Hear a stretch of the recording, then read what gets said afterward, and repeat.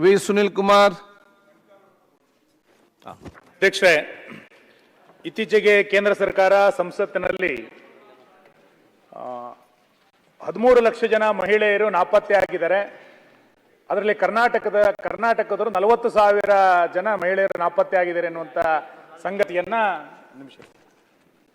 ಸಂಸತ್ತಿನಲ್ಲಿ ಮೊನ್ನೆ ಕೇಂದ್ರ ಸರ್ಕಾರ ಹೇಳಿದೆ.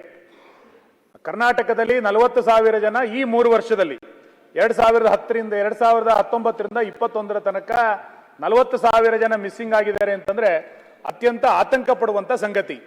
ಬೆಳಿಗ್ಗೆ ಭ್ರೂಣ ಹತ್ಯೆಗೆ ಸಂಬಂಧಪಟ್ಟಂತೆ ಮಾತಾಡಬೇಕಾದ್ರೂ ಕೂಡ ನಾವು ಬಹಳ ಆತಂಕವನ್ನು ವ್ಯಕ್ತ ಮಾಡಿದ್ವಿ.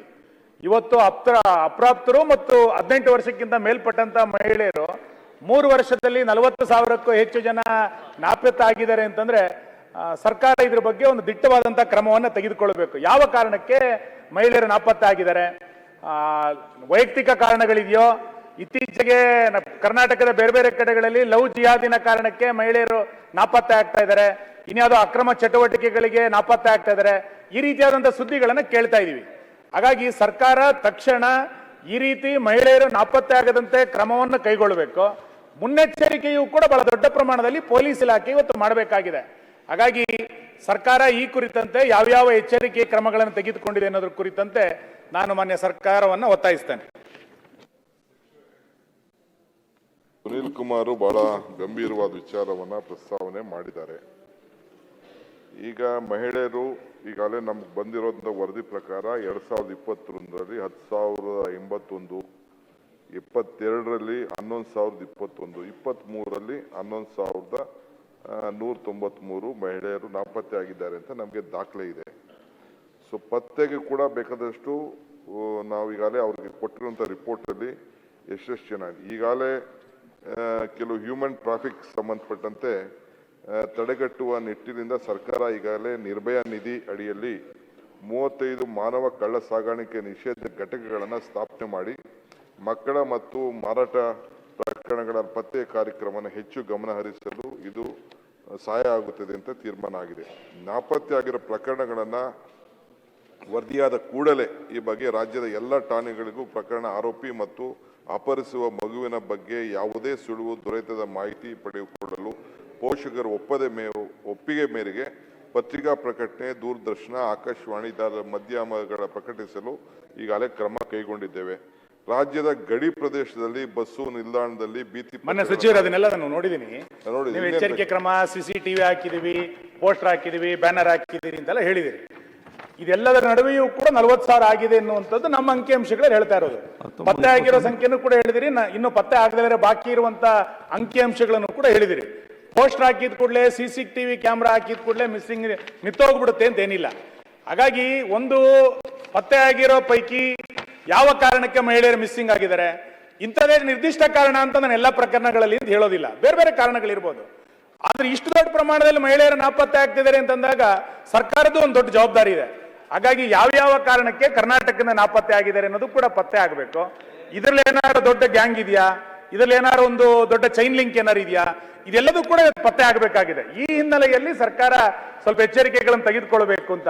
ಇದಕ್ಕೊಂದು ಏನಾದ್ರು ಸೆಲ್ ಓಪನ್ ಮಾಡ್ತೀರಾ, ಇದಕ್ಕೊಂದು ಏನಾದ್ರು ಸ್ಪೆಷಲ್ ಆಫೀಸರ್ ನೇಮಕ ಮಾಡ್ತೀರಾ, ಇತ್ಯಾದಿ ಕುರಿತಂತೆ ಸ್ವಲ್ಪ ಕಠಿಣ ಕ್ರಮಗಳನ್ನು ಯೋಚನೆ ಮಾಡಿದ್ರೆ ಮುಂದಿನ ದಿನಗಳಲ್ಲಿ ಎಚ್ಚರಿಕೆಗಳನ್ನು ತಗೊಳ್ಬಹುದು ಅಂತ. ನೀವು ಹೇಳ್ತಾ ಇರೋದು ಕರೆಕ್ಟು. ಹ್ಯೂಮನ್ ಟ್ರಾಫಿಕ್ ಬಹಳ ದೊಡ್ಡ ದಂಧೆ ನಡೀತಾ ಇದೆ. ಅದಕ್ಕೋಸ್ಕರ 35 ಘಟಕಗಳನ್ನ ಪ್ರಾರಂಭ ಮಾಡಿದ್ವಿ.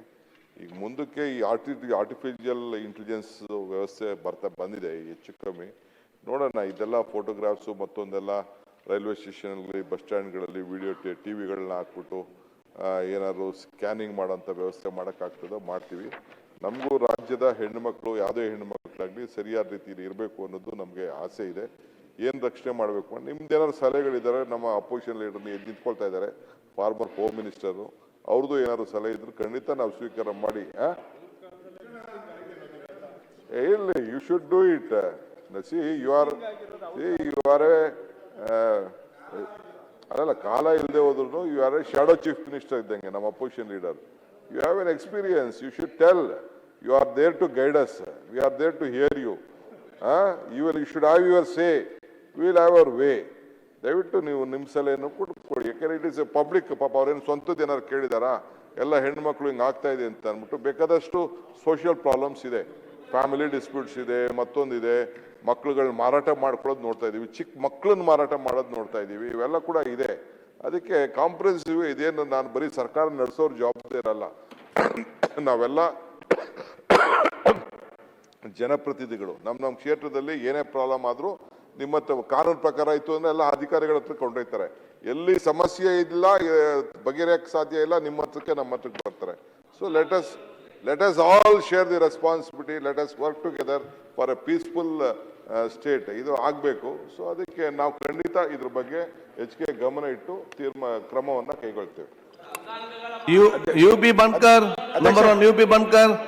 ಸಣ್ಣದು ಒಂದು ಇದು ಸುನೀಲ್ ಅವರು ಕೇಳಿರೋ ಪ್ರಶ್ನೆ, ಇದನ್ನು ತಡೆಗಟ್ಟೋದ್ರ ಬಗ್ಗೆನೂ ಕೇಳಿದ್ದಾರೆ ಅವರು. ಇದಕ್ಕೆ ಕಾರಣ ಏನು ಅನ್ನೋದು, ಅಂದ್ರೆ ಯಾರು ಸಿಕ್ಕಿದ್ದಾರೆ ಈಗ ಪೊಲೀಸ್ ಟ್ರ್ಯಾಕ್ ಮಾಡುವಂಥ ಸಂದರ್ಭದಲ್ಲಿ, ನಮ್ಮ ಅಧಿಕಾರಿಗಳು ಟ್ರ್ಯಾಕ್ ಮಾಡುವಂಥ ಸಂದರ್ಭದಲ್ಲಿ ಕೆಲವು ಸಿಕ್ಕಿದ್ದಾರೆ, ವಾಪಸ್ ಬಂದಿದ್ದಾರೆ. ರೀಸನ್ ಏನು ಅನ್ನೋದು ಇಂಪಾರ್ಟೆಂಟು. ರೀಸನ್ ಏನು ಅಂತ ಗೊತ್ತಾದ್ರೆ ಔಷಧಿ ಕೊಡೋದು ಈಸಿ. ಏನೋ ಮನೆ ಗಲಾಟೆಯಿಂದ ಹೋಗ್ತಾ ಇದ್ದಾರಾ, ಇಲ್ಲ ಕಳ್ತನಕ್ಕೆ ಹೋಗ್ತಾ ಇದ್ದಾರಾ, ಇಲ್ಲ ಬೇರೆ ದೇಶಕ್ಕೆ ಏನಾದರೂ ಅವ್ರನ್ನ ಕಳಿಸ್ತಾ ಇದ್ದಾರಾ, ಇದು ಗೊತ್ತಾದ್ರೆ ನಿಮ್ಗೆ ಈಸಿ ಆಗ್ತದೆ. ಅಧಿಕಾರಿಗಳಿಗೆ ಆ ಸಂಬಂಧಪಟ್ಟಂತ ಇಲಾಖೆಗೆ ಒಂದು ಮೆಸೇಜ್ ಕೊಟ್ಟು ಇದನ್ನ ಟೈಟನ್ ಮಾಡಿ ಅಂತ ಹೇಳಕ್ಕೆ ಒಂದು ಒಳ್ಳೇದಾಗ್ತದೆ. ಅದನ್ನ ಹೇಳ್ಬೇಕು ಅಂತ ಸುನೀಲ್ ಅವರು. ಸರ್, ನಿಮ್ಮ ಆನ್ಸರ್ ನಲ್ಲಿ ಪ್ರಕರಣಗಳು ಅಂತ ನಿಮ್ಮ ಉತ್ತರದಲ್ಲಿದೆ, ಪ್ರತಿ ವರ್ಷ ಎಷ್ಟು ಪತ್ತೆ ಆಗಿದೆ ಅಂತ. ಆ ಪತ್ತೆ ಆಗಿರೋ ಪ್ರಕರಣದಲ್ಲಿ ನಿರ್ದಿಷ್ಟವಾಗಿ ಏನಾದ್ರು ಸರ್ಕಾರದ ಗಮನಕ್ಕೆ ಬಂದಿದೆಯಾ? ಪತ್ತೆ ಆದ ನಂತರ ಯಾವ ಕಾರಣಕ್ಕೆ ಅವರು ನಾಪತ್ತೆ ಆಗಿದ್ರು? ಸಾಮಾಜಿಕ ಕಾರಣಗಳು, ಕೌಟುಂಬಿಕ ಕಾರಣಗಳು ಅಂತಾದ್ರೆ ನಾವು ಅದ್ರ ಬಗ್ಗೆ ಭಿನ್ನಾಭಿಪ್ರಾಯಗಳಿಲ್ಲ. ಆದ್ರೆ ಬೇರೆ ಇನ್ಯಾವುದಾದ್ರೂ ಇದ್ರ ಬಗ್ಗೆ ಒಂದು ಗ್ಯಾಂಗ್ ಇದೆಯಾ ನನಗೆ ಉಲ್ಲೇಖ ಮಾಡಿದೆ. ಆ ಥರದ್ದೇನೋ ನಿರ್ದಿಷ್ಟ ಪ್ರಕರಣ ಅಂತ ಇದೀಗ ಗೊತ್ತಿದೆಯಾ ಅನ್ನೋದು ಸರ್ಕಾರ ಗೊತ್ತಿದ್ರೆ ಅದನ್ನು ಸ್ಪಷ್ಟ ಮಾಡಿ. ಏನು ತಾವು ಈಗ ನಾವು ವಾಪಸ್ ಏನ್ ಪತ್ತೆ ಆಗಿದಂತ ಒಂದು ಪಟ್ಟಿ ಇದೆಯಲ್ಲ, ಪತ್ತೆಗೆ ಬಾಕಿ ಉಳ್ಕೊಂಡಿದೆಯಲ್ಲ, ಇದೇನ್ ಪತ್ತೆ ಯಾಕಾಯ್ತು ಅಂತ ಒಂದು ಡೀಟೇಲ್ ಒಂದು ರಿಪೋರ್ಟ್ ಒಂದು ನಮ್ಮ ಆಫೀಸರ್ಸ್ ತಿಳಿದು we will reply on that.